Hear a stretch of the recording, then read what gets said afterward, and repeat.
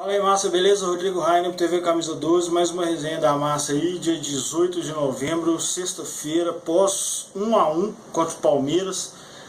E eu vou falar, velho, eu tava muito ansioso para fazer esse vídeo, porque essa semana foi bem legal, de confusão, de treta, de discussões, vários assuntos. E não falha, né, velho? Eu faço esse vídeo aqui, desde o começo eu falo, fazer 2 por semana, porque sempre tem discussão na torcida do Atlético, a gente é realmente muito engajado e não vai concordar sempre, mas os assuntos aparecem, todo dia a gente tem uma discussão nova e eu acho isso fantástico, muito sadio, discutir é muito sadio e isso cria engajamento e pra gente não falta, nunca faltou, né? Pelo menos engajamento, preocupar com o Atlético, preocupar com os assuntos do Atlético, isso nunca faltou pra massa, por mais que tenha dado uma caída aí de tal, de arquibancada, que trem. Essa parte nunca faltou. O engajamento da torcida do Atlético sempre foi sensacional, a participação da torcida nos assuntos do clube. Enfim, até quando não tem jogo tem assunto. E aí eu gravei o vídeo na segunda-feira falando sobre a nossa percepção da fase do Atlético, que eu acho que a gente precisa melhorar e tudo. E aí, durante a semana teve uma porrada de assunto, né, velho? E aí, vamos falar sobre isso, mas principalmente sobre o jogo. O jogo me deixou muito ansioso, queria falar sobre isso. Eu não tenho tempo para fazer mais de um vídeo, mais de 2 vídeos por semana, 2 vídeos já é muito. Por isso, eu não fiz antes, senão eu gravava ontem mesmo, chapado, já falaria um monte de coisa. Que não vai dar para falar tudo aqui, mas tudo bem, muita coisa já foi falada aí na imprensa e tal, foi discutido já. Enfim, vamos começar pelo começo da semana, né? A punição do Grêmio, a galera discutindo se o Atlético deveria ou não deveria se manifestar. Lógico que não, o Atlético tem que se manifestar. Na verdade, como cidadão, como pessoa, eu acho que deveria sim. Eu acho que qualquer pessoa que tenha consciência de que alguma injustiça está sendo feita tem que sim se manifestar, ficar calado, deixar porque não me atinge teoricamente, compactuar com a putaria que é o futebol brasileiro. Mas no caso do Atlético é um histórico de problemas com a STJD e CBF, a gente já foi punido, retalhado pelo STJD em 2012, o prejuízo do Grêmio, na verdade, não ajuda a gente, pelo contrário, a perda de mando de campo do Grêmio acarretaria provavelmente um jogo em Caxias que ia deixar muito mais difícil, muito mais caldeirão e a torcida mais inflamada contra o Atlético, né, no jogo.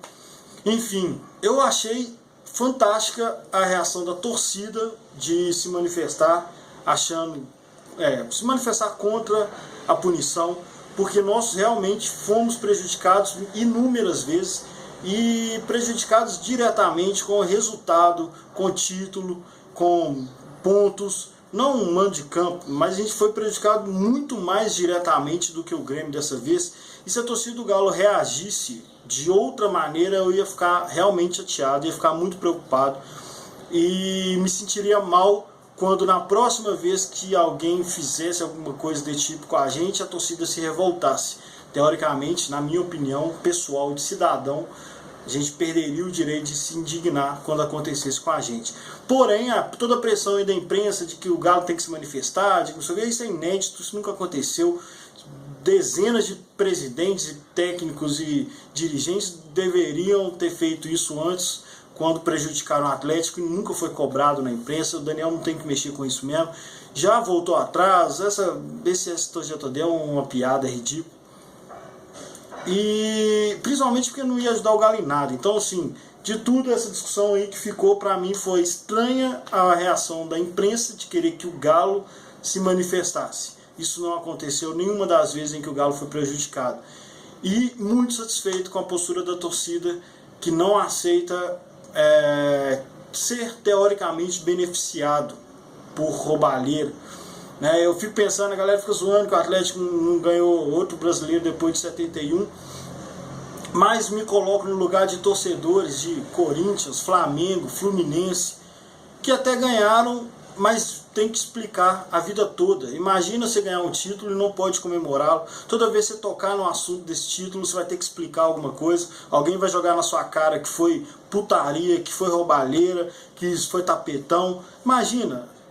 Alguns podem até achar, beleza, eu prefiro o título e explicar. Eu não, velho. Eu acho que deve ser um saco. É um orgulho saber que a gente não é ajudado e tudo que a gente tem a gente não precisa explicar, é só comemorar, é só se orgulhar sem mancha nenhuma, beleza? Então esse assunto aí foi discutido na semana, eu queria falar, mas aí veio o jogo e o jogo foi fantástico. Em primeiro lugar, a postura do time, que foi bem diferente da vista no jogo contra o Curitiba. Um empate estranho, mas a sensação é ótima por esse empate, apesar de ser em casa, apesar de ter praticamente tirado a nossa chance de G3 pelo Brasileiro. Mas eu fiquei muito satisfeito. Os jogadores mostraram uma postura totalmente diferente. Eu sempre discuto isso, né, velho? O papel do jogador, papel do técnico.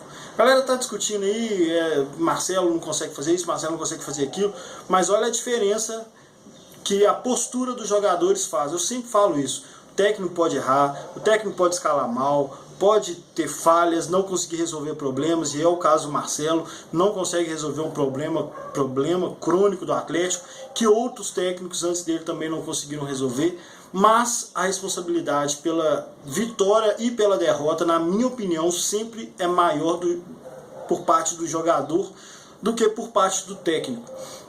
E o Marcelo falou exatamente isso ontem, de um problema que o Atlético tem e teve durante esse ano, que foi comprometimento dos jogadores. E eu espero, viu, galera, me desculpem aí os fãs de jogador, e eu também sinto muito por alguns bons jogadores não terem jogado o que sabem e o que deveriam jogar esse ano.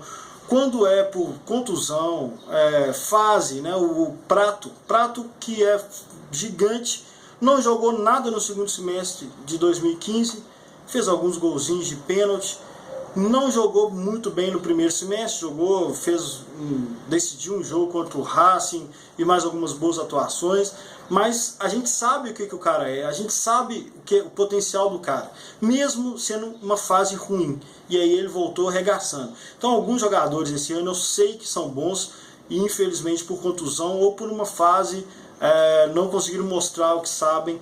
É o caso do Cleiton, que eu acho, até discuti ontem no Twitter, logo após o jogo. O Cleiton, para mim, é o caso do Luan.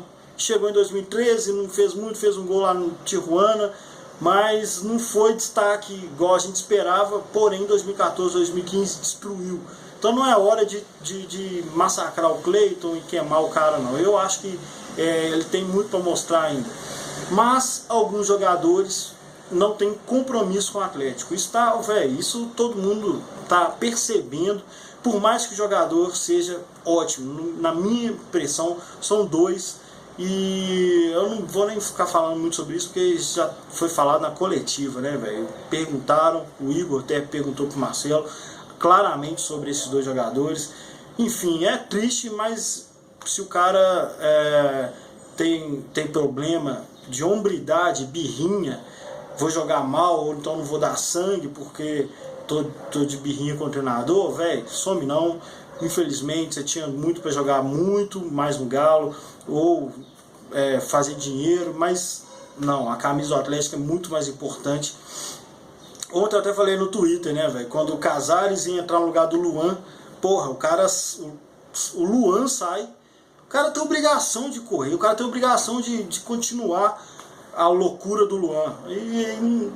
Aí muita gente falou, agora e aí, o que você acha? Eu falei, porra, tá claro, mas eu vou esperar acabar o ano para falar. E outra, né, a questão também da parcela de importância do treinador. A galera já começou a comparar o Cuca com o Marcelo, e ficou claro para mim que esse time também do Cuca não é isso tudo. Já vinha, todo mundo vem falando disso. Tem mérito, o Cuca lógico tem mérito, o Cuca é um bom treinador, mas não, falar assim, olha como funciona o Palmeiras do Cuca e o Galo, não, para. O Palmeiras joga muito meia boca, muito pro gasto. Ontem o jogo foi uma guerra para os dois times, eu achei muito doido isso também. O time do Palmeiras também com muita vontade, até trombar com o Leandro Donizete e o Robinho, né, que puseram moral. Enfim, não é isso tudo não. Inclusive o Cuca não conseguiu, o Marcelo não consegue resolver um problema de defesa. O Cuca não conseguiu resolver um problema de Danilinho, beleza? Vamos lembrar disso. O Cuca tinha uma zaga muito melhor do que a de hoje e um ataque talvez comparável, né? Mas eu ainda acho muito melhor. O time do Cuca era muito melhor. E falhou do mesmo jeito, defensivamente, fora de casa, e não conseguiu resolver o problema da falta do Danilinho. Então vamos parar. E além disso, falar do Cuca como se ele pudesse vir para o Galo ano que vem é uma bobagem, porque nem no Palmeiras a galera sabe se ele vai continuar. Então pra que ficar fazendo isso? Não faz sentido nenhum. A discussão aqui é Marcelo, e eu acho que deve ficar. Ontem a coletiva mostrou, e o que eu sempre falo, jogador sem vontade derruba técnico, jogador sem vontade fode o meu time para tirar o técnico, para arrumar problema, enfim, nunca vou querer isso. Pode ser o craque que for, velho. O R10 já passou aqui, Ronaldinho Gaúcho já passou aqui no Atlético, suou a camisa, fez o melhor que pôde. Quando não fez, a diretoria chamou lá o Levi para resolver o problema. Ah, mas o Levi mandou o Ronaldinho embora. Foda-se, ele já não queria mais jogar no Galo igual jogou em 2012, 2013. Mas um time que dispensa o Ronaldinho Gaúcho por falta de, vamos dizer, comprometimento, não tem que ficar aguentando nenhum dos jogadores que está aí hoje, né? Cá pra nós. E inclusive o Robinho, que é o maior astro desse time atual, é o que tem um dos que tem mostrado maior vontade. Então, assim, pra mim, ó, entre treinador e craque com birrinha, craque fazendo corpo mole, sinto muito. A carreira dele que está indo pro saco. O Atlético não. O Atlético ninguém tem direito de prejudicar e de não dar a maior raça possível. Não tem o direito de não fazer o melhor possível pela camisa do Galo. É isso que eu penso. Que mais? Achei fantástico a treta do Donizete com o Gabriel Jesus. Muito mimimi, né? A galera acha que... Porra, eu vi Júnior Baiano, velho. Eu vi nego maldoso mesmo, que intimidava. Donizete não faz nada disso. Donizete entra duro, entra arregaçando, é meio irresponsável às vezes, muito irresponsável algumas vezes, mas é um cara que não dá mole, não corre de dividida, não corre de confusão, e é assim mesmo, tem que ser assim mesmo. Agora, o Gabriel Jesus tem que aprender que a função do marcador é essa mesmo. O marcador não tem que ficar abrindo espaço para ele, passando a mão na cabeça dele, vai lá e faz gol, não. Ele tem que aprender, ficar com birrinha de defensor que pesa pra cima dele. Vai jogar, o Donizete falou, né, velho? Vai jogar na Inglaterra lá pra você ver que ficar caindo lá e rolando e chorando não vai adiantar porra nenhuma. Mas eu achei legal, velho. Foi um jogo pegado, um jogo guerreado, parecia decisão. Então, o que me deixou mais feliz sobre esse jogo, empate em casa, perda de chance, grande chance de G3, enfim, não está fazendo tanta diferença quanto a impressão de que o Atlético, se quiser, pode jogar desse jeito contra o Grêmio, e aí, velho, para mim é suficiente. Além da questão técnica, a vontade que me faltava, que é o principal fator que prejudicou o Atlético esse ano, foi mostrada ontem. Então, para a final, se repetir essa fome aí de bola que o time mostrou, a nossa chance contra o Grêmio aumenta, e o torcedor gremista provavelmente que viu esse jogo aí sentiu o drama. Para finalizar mesmo, a galera tá criticando muito o Eraso e assim, eu nem concordo com a desculpa de jogou 2 jogos, porque o Prato também jogou, o Gabriel Jesus jogou os 2 jogos praticamente inteiros, né? Então não é questão de defender o cara porque ele jogou e viajou e jogou de novo. Ele vem mal há muito tempo. Só que ontem aconteceram 2 jogadas que a galera criticou ele muito na arquibancada e nos comentários também, depois que eu vi, que eu não concordei. Foram 2 bolas que ele cabeceou, as 2 o Moisés pegou na cabeça da área e chutou pro gol. Ele cabeceou para fora da área, nem pro lado, nem para dentro da área, nem para linha de fundo, ele cabeceou para frente da área. E pode ser um erro estratégico, pode ser, não tenho certeza, mas o meio-campo, principalmente como o Moisés, que é um bom jogador, mas a segunda bola, o cara pegar sozinho na frente da cabeça da área, não é culpa do zagueiro que espanou, né? Cá pra nós. E o problema da zaga do Atlético, Gabriel e Eraso, é falta dos dois jogarem juntos. Para mim a zaga é dupla, né? É uma dupla de zaga. É um jogador jogando em função do outro o tempo todo. Não adianta um atuar muito bem e o outro atuar mal. E Gabriel e Eraso não tá dando certo. Para mim nem é culpa dos dois. O Eraso tem se destacado nas más atuações, mas o Gabriel também tem falhado. E a maioria dos gols tem sido falha do Gabriel, na verdade. Mas ele está jogando muito bem. O que eu estou querendo dizer é que não existe muito atuação individual de dupla de zaga. A zaga com o Leonardo Silva e Eraso funciona totalmente diferente de como funciona com Eraso e Gabriel. É o que a gente tem para o momento, não tem o que fazer. E aí a galera já está falando do que o Eraso vai ser, do que o Eraso de como tem que fazer para 2017, enfim.